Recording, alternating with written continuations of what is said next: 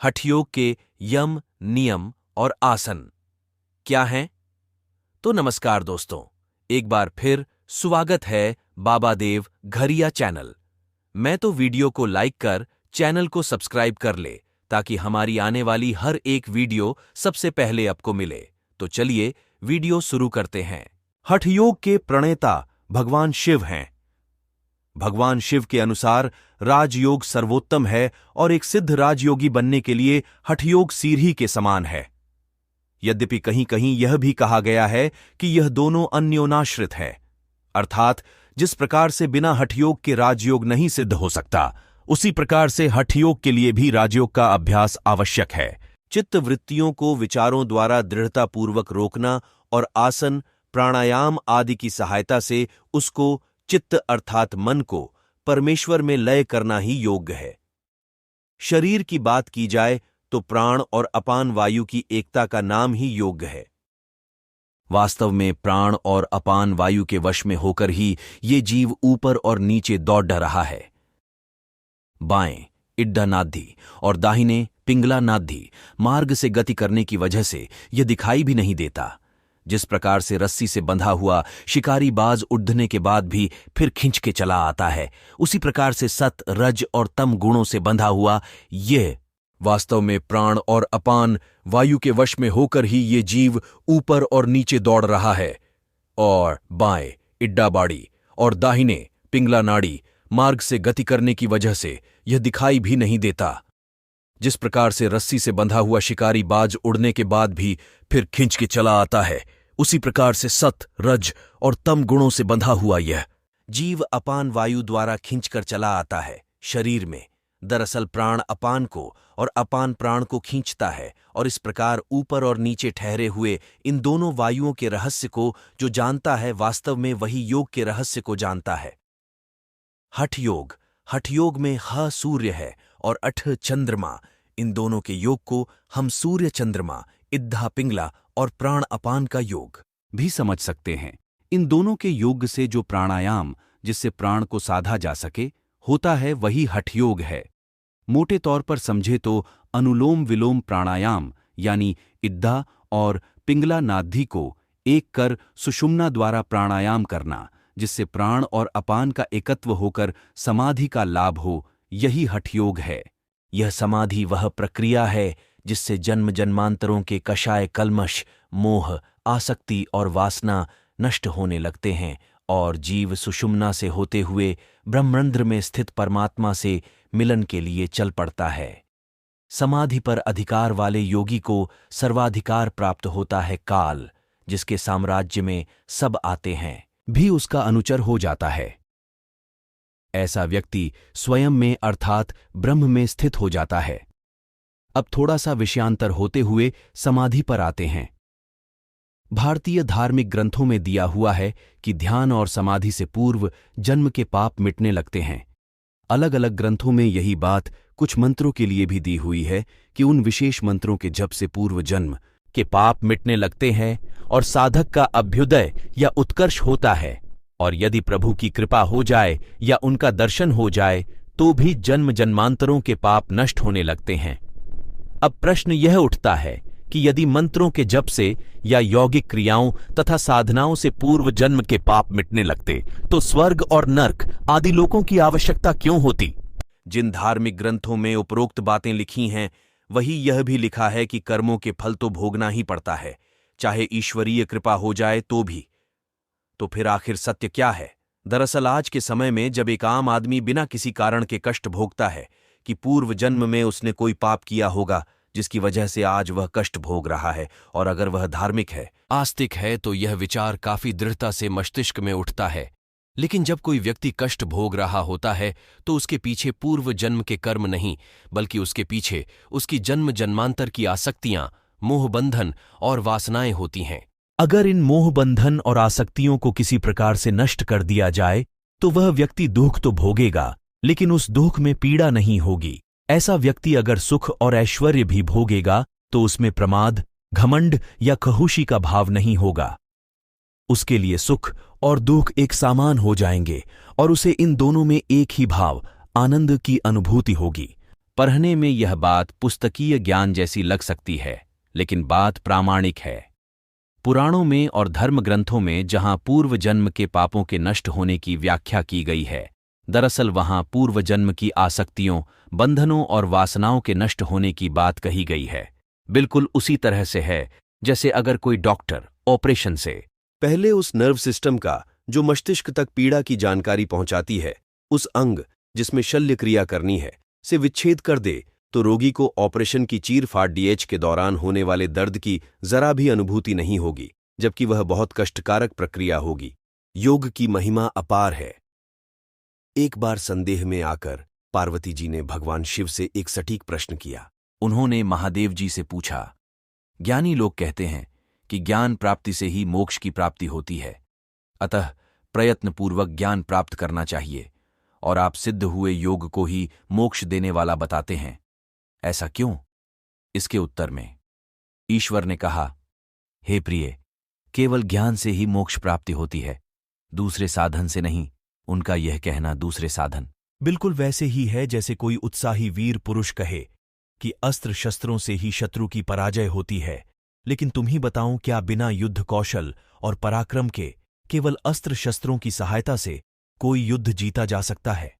उसी प्रकार से बिना योगाभ्यास के केवल ज्ञान मुक्ति नहीं दिला सकता कोई महापुरुष, ज्ञानी हो या त्यागी हो, धर्म के रास्ते पर चलने वाला हो अथवा इंद्रियों को जीतने वाला जितेंद्रिय हो। किंतु हे प्रिय, बिना योग के कोई देवपुरुष भी मोक्ष का अधिकारी नहीं बन सकता। उस अविनाशी आत्मा के साक्षात्कार करने में एक योग ही उपाय है, दूसरा कोई नहीं। श्रेष्ठ पुरुष योगाभ्यास द्वारा ही उस आत्मा को जानकर इस हर्ष शोक रूपी संसार का परित्याग करते हैं। हठयोग में प्राणायाम का अभ्यास करते करते जब प्राणवायु सुषुम्ना में प्रवेश करती है, तब मन स्थिरता को प्राप्त होता है। इसलिए प्राणायाम का अभ्यास तब तक करना चाहिए जब तक कि सुषुम्ना में प्राणवायु का संचार ना होने लगे। बिना सुषुम्ना नाड़ी में प्राणवायु के प्रवेश हुए मन का स्थिर होना लगभग असंभव है, और अगर सुषुम्ना में प्राणवायु के प्रवेश के बाद किसी कारणवश प्राणायाम का अभ्यास छूट भी गया, तो भी साधक योग साधना के मार्ग पर पीछे नहीं जाएगा। वह जब भी अभ्यास पुनः प्रारंभ करेगा, वहीं से आगे बढ़ेगा। इस प्रकार से मन के स्थिर हो जाने को मनोन्मनी अवस्था कहते हैं। हठयोग में ही कहीं कहीं अष्टांग योग और कहीं कहीं षडांग योग का जिक्र मिलता है। दाव, यम, नियम, आसन, प्राणायाम, प्रत्याहार, धारणा, ध्यान और समाधि, यह 8 अंग अष्टांग योग के अंग है। इनमें से यम और नियम को छोड़ डाचकर शेष 6 षडांग योग के अंग है। योग के इन 8 अंगों का साधन करने से इन्हीं के क्रम से मलिनता का नाश होता है और ज्ञान का प्रकाश होता है, अर्थात शुद्ध ज्ञान की प्राप्ति होती है। यम, किसी जीव को नहीं मारना, सच बोलना, कभी चोरी न करना, और ना ही किसी को चोरी के लिए कहना। बिंदु, वीर्य की रक्षा सदैव करना, और किसी प्रकार के धन द्रव्यादि की इच्छा न करना यम के अंतर्गत आता है। आज के युग में इन सभी का कठोरता से पालन करना एक कठिन कार्य है, लेकिन लंबे समय तक इनके अभ्यास से कुछ चमत्कारिक परिणाम दिखाई पड़ सकते हैं। जैसे हिंसा न करने से कोई भी मनुष्य हिंसक पशु, पक्षी, व्याघ्र और सर्प आदि का भय नहीं रह जाता। ऐसा कोई हिंसक प्राणी सामने आ भी जाए तो उस मनुष्य को देखते ही शांत हो जाता है। सत्य बोलने के अभ्यास से वाक् सिद्धि मिल जाती है, अर्थात ऐसा मनुष्य जो कुछ भी कहता है वह वास्तव में घटित हो जाता है। कभी किसी प्रकार की चोरी न करने से वह लोकप्रिय हो जाता है। किसी प्रकार के धन द्रव्यादि की इच्छा न करने से विषयों में आसक्ति भी समाप्त होने लगती है। ऐसी स्थिति में पूर्व जन्मों का ज्ञान भी होने लगता है। कठोर ब्रह्मचर्य का पालन करके वीर्य की रक्षा करने से वह सौंदर्यवान तथा प्रचंड बलशाली होने लगता है, और इसके साथ ही उसका शरीर अजर होने लगता है। नियम, शौच, पवित्रता, संतोष, तप, स्वाध्याय एवं ईश्वर की भक्ति ही नियम है। इनका महात्म्य इस प्रकार से है कि शौच के साधन से सत्वबुद्धि, मन की शुद्धता, एकाग्रता तथा इंद्रियों पर विजय मिलती है। संतोष से उत्तम सुख मिलता है। वास्तव में आसक्तियों एवं वासनाओं से मुक्ति मिलने पर अपने आप शाश्वत सुख की प्राप्ति होने लगती है। तब से शरीर सिद्ध होता है और इंद्रियों की सिद्धि, जैसे दूर श्रवण या दूरदृष्टि की सिद्धि, मिलना, मिलती है, अर्थात शरीर में जो रोगादि का भय होता है वह नष्ट हो जाता है। स्वाध्याय से इष्ट देवता के दर्शन होते हैं और जो मुक्ति के मार्ग पर अग्रसर कर सकें ऐसे आर्षि मुनियों के दर्शन होते हैं। इन सब के साथ ईश्वर में भक्ति होने पर समाधि का लाभ तथा उनके परमधाम की प्राप्ति होती है। आसन, जिससे स्थिरता का सुख हो, अर्थात जब तक इच्छा करे एक ही आसन में बैठे रहने पर अगर किसी भी प्रकार का क्लेश ना हो तो उसे आसन कहते हैं। आसन सिद्ध होने पर साधक सर्दी, गर्मी, सुख, दुहक आदि के प्रभाव से रहित हो जाता है। मन को अपनी चेतना के वशीभूत कर लेता है और उसके सारे रोग नष्ट हो जाते हैं। कहा भी गया है, आसनम विजिटम येन जितम तेन जगत्रयम, अर्थात जिसने आसन को जीत लिया, समझो तीनों लोकों को जीत लिया। मूलाधार चक्र, सबसे नीचे प्रथम चक्र मूलाधार स्थित है। वह गुदा के ऊपर और लिंग मूल के नीचे सुषुम्ना नाड़ी के मुख से जुड़ा हुआ है, यानी कंध और सुषुम्ना के संधिस्थल में इसकी स्थिति है। इसके व अश, अश, एस ये वर्ण 4 दल हैं। इसका रक्त वर्ण है। इस चक्र की अधिष्ठात्री देवी डाकिनी है। मूलाधार चक्र के आधार पद्म की सूक्ष्म कर्णिकाओं के गहवर में वज्रा नाड़ी के मुख में त्रिपुर सुंदरी का निवास स्थान एक त्रिकोण शक्तिपीठ है। वह कामरूप, कोमल और विद्युत के सामान तेजपुंज है। उसमें कंदर्प नामक वायु का निवास है। वह वायु जीव को धारण करने वाले उच्च लोकों के बंधु जीव पुष्प के समान विशेष रक्तवर्ण तथा करोददुहो सूर्य के समान प्रकाशमान है। उस त्रिकोण शक्तिपीठ में स्वयंभू लिंग विराजमान है, जो पश्चिम मुख पिघले स्वर्ण के समान कोमल और कांतिमान तथा ज्ञान और ध्यान का प्रकाशक है। इसी स्वयंभू लिंग के ऊपर कमल की डंडी के तंतु के समान शंखवेष्टनयुक्ता सारहे वलयों के आकार की कुंडलाकृत सर्पतुल्य नवीन विद्युन्माला के समान प्रकाशमान कुंडलिनी अपने ही मुख से उस स्वयंभू लिंग के मुख को आवृत्त करके निद्रित रहती है। उसके प्रबोध की क्रियाएं अति कठिन तथा गोप्य हैं। स्वादिष्ठान चक्र, दूसरे चक्र का नाम स्वादिष्ठान चक्र है। इसकी स्थिति लिंग के मूल में है। बे, भ, एम, य, रर, एल ये 6 वर्ण इसके दल हैं। इसका भी रक्त वर्ण है। इसकी अधिष्ठात्री देवी राकिणी है। मणिपूरक चक्र, तीसरा चक्र मणिपूरक चक्र है, जो नाभि के मूल में स्थित है। इसके ड, ढ, न, त, थ, द, ध, न, प, अफ 10 वर्ण 10 दल के रूप में शोभायमान है। इस चक्र की अधिष्ठात्री देवी परम धार्मिक लाकिनी देवी हैं। अनाहत चक्र, चौथा चक्र अनाहत चक्र है, जो हृदय में स्थित है। क, ख, ग, घ, अंग, च, छ, ज, अज, अ, ट, ठ ये 12 वर्ण। इसके अतिरक्त वर्ण इसके 12 दल हैं। हृदय स्थल अति प्रसन्नता का स्थान है। वहां स्थित इस अनाहत चक्र में परम तेजस्वी रक्तवर्ण बाणलिंग का अधिष्ठान है, जिसका ध्यान करने से इहलोक और परलोक में शुभ फल की प्राप्ति हुआ करती है। यहां पिनाकी नामक एक और सिद्ध लिंग स्थित है। इस चक्र की अधिष्ठात्री देवी काकिनी नामक देवी हैं। विशुद्ध चक्र, 5वें चक्र का स्थान कंठ, गला है और उसे विशुद्ध चक्र कहते हैं। इसका रंग दमकते हुए स्वर्ण की तरह है। कुछ लोग इसे धूम्रवर्ण का भी बताते हैं। अ, आ, ई, उ, आर, आर, लर, लर, ए, ओ, आ ये 16 वर्ण इसके षोडश दल हैं। षोडश दलों के इस चक्र में छगलांड नामक सिद्ध लिंग है और शाकिनी इसकी अधिष्ठात्री देवी हैं। आज्या चक्र, दोनों भौं के मध्य में छठा चक्र आज्या चक्र होता है। यह शुभ्र वर्ण का है और ह तथा क्षयुक्त इसके 2 दल हैं। शुक्ल नाम के महाकाल इस चक्र के सिद्ध लिंग और हाकिनी नाम की महाशक्ति इस चक्र की अधिष्ठात्री देवी हैं।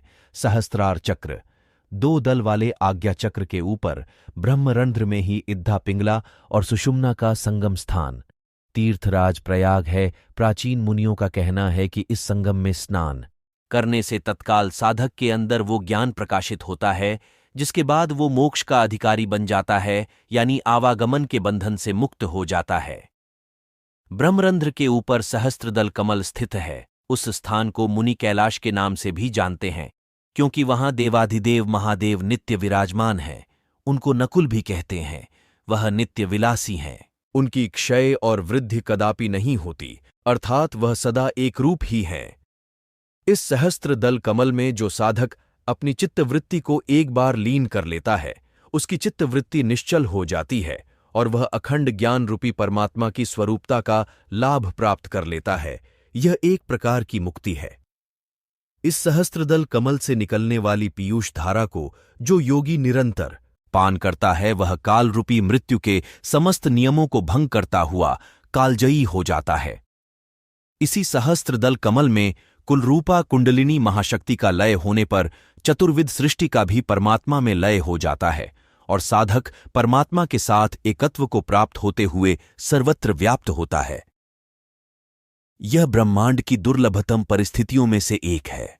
कोई भी गुरु सिर्फ षटचक्र भेदन तक आपको निर्देशित और प्रेरित कर सकता है, लेकिन षटचक्र जागरण के बाद एक बार मार्ग प्रशस्त होने पर जब कुंडलिनी जागती है तो उसके बाद से सहस्रार में परम शिव के मिलन तक के अनुभव को शब्दों में नहीं बांधा जा सकता और न ही दुनिया की कोई शक्ति उसे नियंत्रित या निर्देशित कर सकती है। सहस्रार में परात्पर पुरुष के साथ कुंडलिनी रूपी परम शक्ति का संगम वास्तव में शिव शक्ति संयोग रूपी मुक्ति क्रिया कहलाती है। समस्त प्रकार के प्राप्य और अप्राप्य ऐश्वर्यों के साथ यही वास्तविक मुक्ति है। लय योग में वर्णित इस अलौकिक रहस्य विज्ञान के लिए साधारण मनुष्य या दिव्यात्मा ही नहीं बल्कि मंत्रदृष्टा आरषि भी कितने लालायित रहते थे। इसका अंदाजा हमें आर्क संहिता मंडल के 34वें सूक्त के मंत्रों से लग सकता है, जहां इसकी महिमा बखान की गई है। तो दोस्तों, ये जानकारी आपको कैसी लगी? कमेंट करके जरूर बोले और चैनल को सब्सक्राइब कर वीडियो को लाइक करें। आज के लिए इतना ही। फिर मिलते हैं कोई अच्छी जानकारी लेके। जय हिंद, जय भारत।